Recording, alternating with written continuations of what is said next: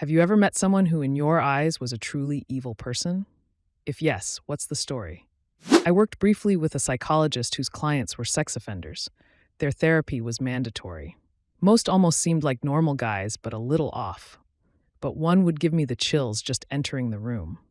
I could feel him before I could see him. He made me so uncomfortable. There was the lobby and the reception area where I sat. My area was behind a security door that had to be buzzed open, and there was one of those partitions with a few slots for paperwork, etc. But the clients couldn't access me unless I buzzed them in. This guy would sit across the lobby, the chair farthest from my area, and just stare at me, rubbing his palms on his knees. He never said more than a few words to me. After a few months of this, I told my boss that I couldn't stand it anymore. I started feeling really paranoid and afraid of walking to my car or being followed or something. And when I said that, my boss became very serious and asked me if I had seen the client outside of the office, anywhere at all, even just for a second. Turns out that client had been stalking and raping women since the 80s, and I was his type. Maternal grandfather. Framed his own daughter so she'd go to jail instead of him for tax fraud. 25 years old, trusting her dad, and he tricked her into signing paperwork she didn't understand. Ignored her crying to save her. Fucking psycho. OMG, something similar happened to a coworker. She was married to a lawyer who falsified tax docs, including theirs. She signed years of tax docs, not knowing exactly what she was signing. The shit eventually hit the fan, and she was charged with tax evasion and tax fraud. Her husband had many additional charges. However, because of the scope of it, she was facing serious jail time.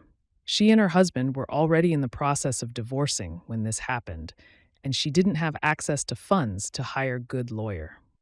Long story shorter, she ended up getting charged but eventually got a government pardon for her part in all of this, as she truly did not do anything wrong other than trust a bad person. Her ex went to jail but is dead now. Hope he got the afterlife he deserves. My uncle, father's brother. I'm adopted, and during my whole childhood, my mother tried shielding me from this man by keeping me away, but was kind enough to not speak too illy of him. She told me he loved us, but is just a closed-off person. When growing up, I learned of how twisted he was. Once my grandmother died, he tried taking over my dad's part of the inheritance. He worked overtime for my father to divorce my mom, and once she passed away, he tried, along with his wife, to force my dad into changing his will to suit himself. Once my dad got ill and I had to hospitalize him, he made a false complaint against me, saying I abused my elderly, helpless father into starvation. All because I wasn't blood and a person of color. I was very close to spend years in prison for pure pettiness. And to top things off, he spread a rumor during my dad's funeral about me abducting my did and keeping them apart. Yeah, that's him. The wife of my old boss. She'd come late into work, angry drunk, parking her Mercedes across 2 spaces and demand everyone drop everything to help her fix some trivial issue. If anyone had anything more pressing to get on with, she'd fly off the handle screaming about how it's her fucking company. Then my boss died and she was left in charge.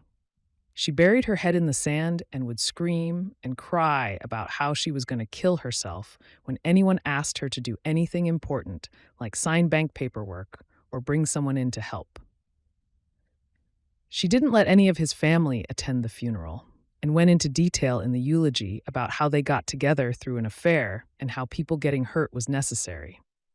Then when someone at the company who'd been there by the boss side since the beginning was diagnosed with lung cancer, she said, and I quote, "I wish he'd hurry up and die so I don't have to give him any more sick pay." Then the business went under and we all got made redundant via email. No idea what happened to her. She lived by herself and had no contact with anyone, burned every single bridge she had, even her neighbors.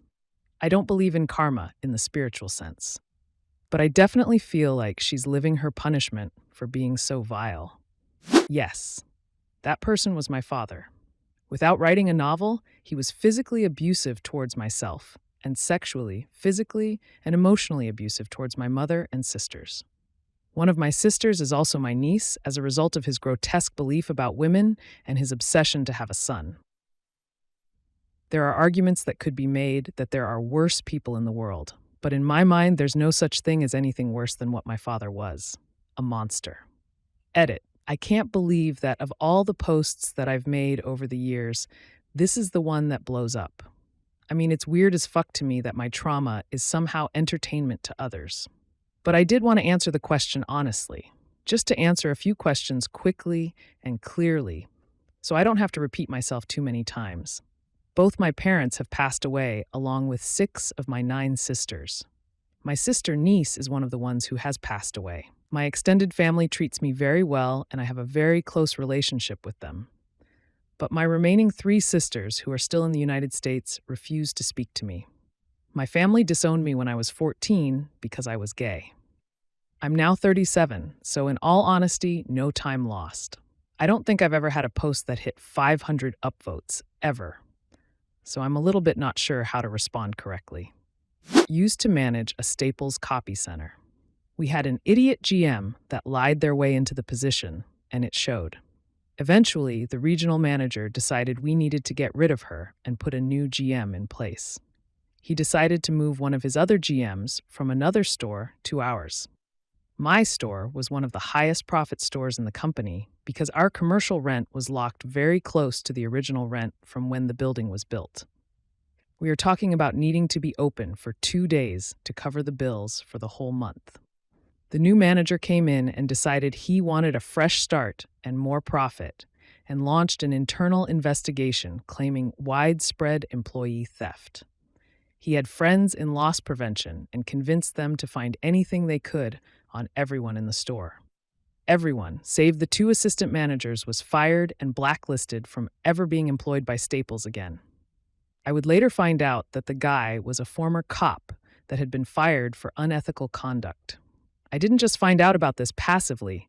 One of his former officers that was a member at my MMA gym made a point of telling me about it and said, "Stay the fuck away from him. You can't trust anything he says or does." I ended up making it my personal campaign to get him removed from the company. He was finally removed, but I'm still blacklisted. Criminal defense lawyer here. I've only met one truly evil person out of thousands of what society would consider are incredibly dangerous individuals. 95% of my clients are behind bars. He is the only client I refuse to be in a room alone with. When I first met him, it was behind glass at a correctional center for an interview. I was very grateful for that glass. He was cold, calculating, manipulative, charming. I'll never forget his dead, yet somehow playful eyes. I was a mouse to him. To be fair, he viewed everyone as his plaything and as his lawyer. I was no exception. I think 99.9% of all my clients could be rehabilitated and released to live safely in the community. Not him. Yes, Miss Makos, a teacher at St. Cyril Elementary School in Pittsburgh in the 80s and 90s, was a truly evil person. When I was in her class, she behaved super sweetly to this poor boy who had just had to repeat 3rd grade and was understandably awkward when joining us, and would send him out of the classroom to run errands for her as though it were a special privilege. Whenever he left the room, she would read his assignments aloud to the class and make jokes about his mistakes. Then when she heard footsteps, she'd remind us all that what happens in the classroom stays in the classroom. Of course, I whistle blew and told both my parents and school admin.